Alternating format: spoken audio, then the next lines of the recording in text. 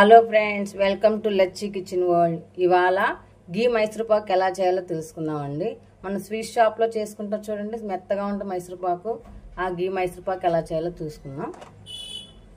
ముందుగా ఓ బౌల్ తీసుకొని అందులో మిల్క్ పౌడర్ అండి, ముప్పావు కప్పు మిల్క్ పౌడర్ వేసుకుందాం.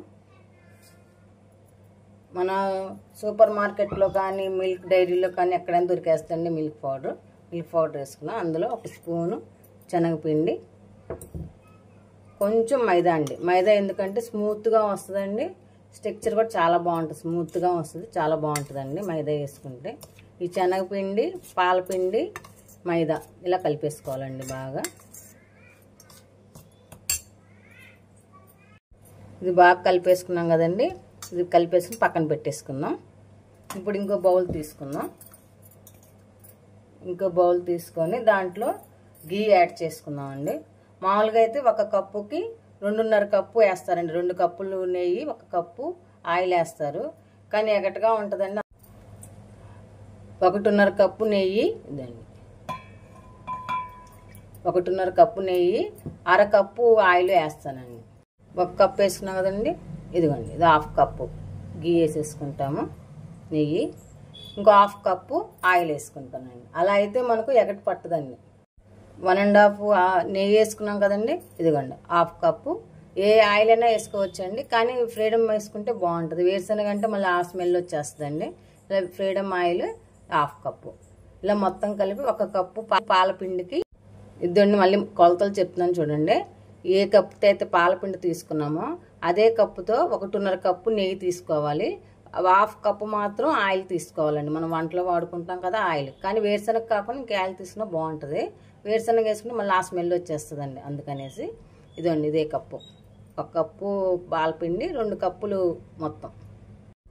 ఇప్పుడు మొత్తం కలిపేసుకొని అండి, ఇదిగోండి ఆయిల్, నెయ్యి మొత్తం కలిపేసుకొని.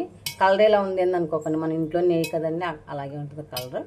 ఇదిగోండి నెయ్యిలో ఇప్పుడు 1/3 కప్పు తీసేసుకుంటున్నానండి. ముప్పావు మనం 1/2 కప్పు నెయ్యి పక్కన పెట్టుకున్నాం కదండి, ఇదిగోండి ఇందులో వేసేసుకొని బాగా కలిపేసుకున్నాను. ఉండలు కట్టకుండా బాగా నీట్గా కలిపేసుకోవాలండి. కలిపేసుకొని పక్కన పెట్టేసుకుందాం.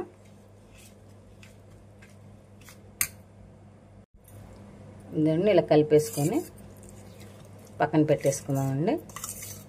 ఉండలు కట్టకుండా కలిపేసుకోవాలండి.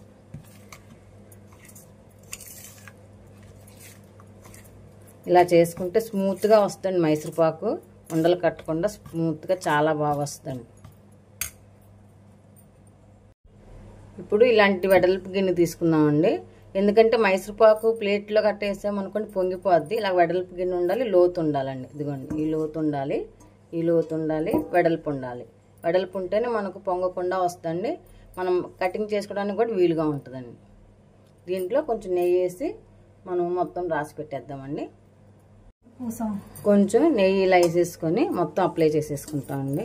ఎందుకంటే మనకు ఒక్క క్షణం చాలండి ముద్రపాకం పట్టేయడానికి. ఇలా రెడీ చేసి పెట్టేసుకున్నాం అనుకోండి, వచ్చిందన్న వెంటనే ఇలా వేసేసుకోవచ్చు దీంట్లో.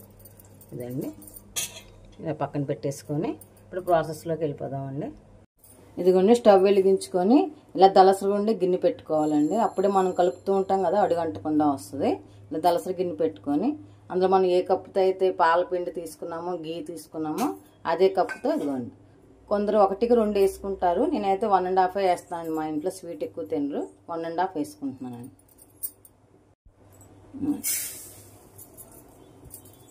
1.5 వేసాను. అదే కప్పుతో వాటర్ వేసేస్తున్నాను.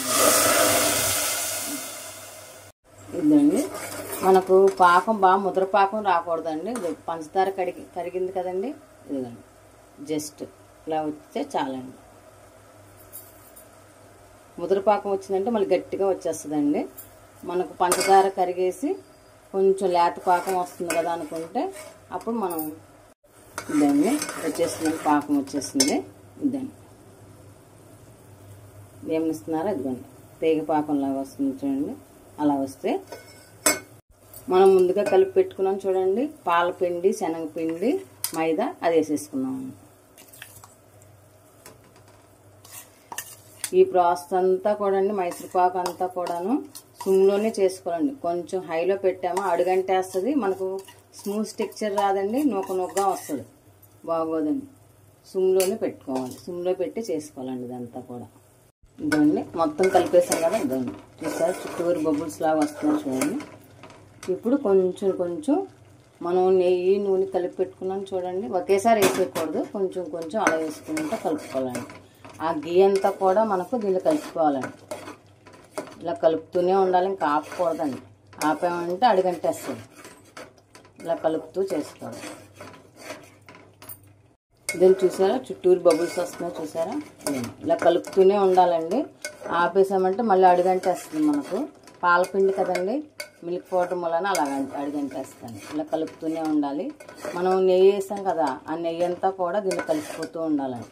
అస్సలు ఆపకూడదండి, ఆపకూడదు, హైలో పెట్టకూడదండి, సిమ్లోనే పెట్టి ఇలా కలుపుతూనే ఉండాలి.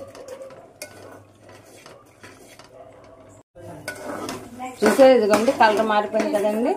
ఇప్పుడు స్టవ్ ఆఫ్ చేసేసుకుంటాం. ఆఫ్ చేసేసుకొని మనం గీ పూసి పెట్టుకున్నాం కదండి, ఆ గిన్నెలో వేసేసుకుందాం. మనం ముందుగా నెయ్యి రాసి పెట్టుకున్నాం కదండి, ఆ గిన్నెలోకి వేసేసుకుందాం అండి.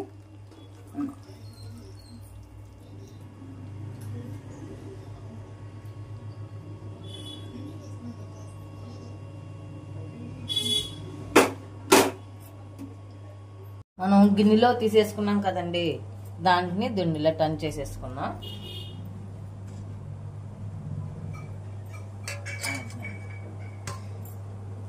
చూసారా అంత బాగా వచ్చిందో, చాలా మెత్తగా వచ్చిందండి.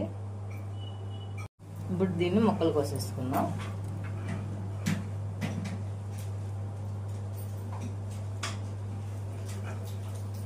చాలా స్మూత్గా వచ్చిందండి.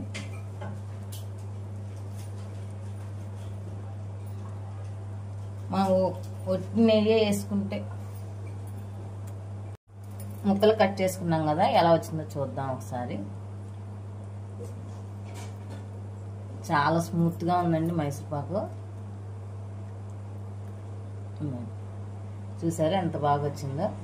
కలర్స్ కూడా చాలా బాగా వచ్చింది చూడండి, కలర్ చాలా లేయర్స్గా వచ్చింది. కలర్ కూడా చాలా స్మూత్గా వచ్చిందండి, చూసి తెలిసిపోతుంది కదా, చాలా స్మూత్గా వచ్చిందండి. మీరు కూడా ఈ వీడియో చూసి ట్రై చేసి ఎలా వచ్చిందో నాకు కామెంట్ బాక్స్లో పెట్టండి.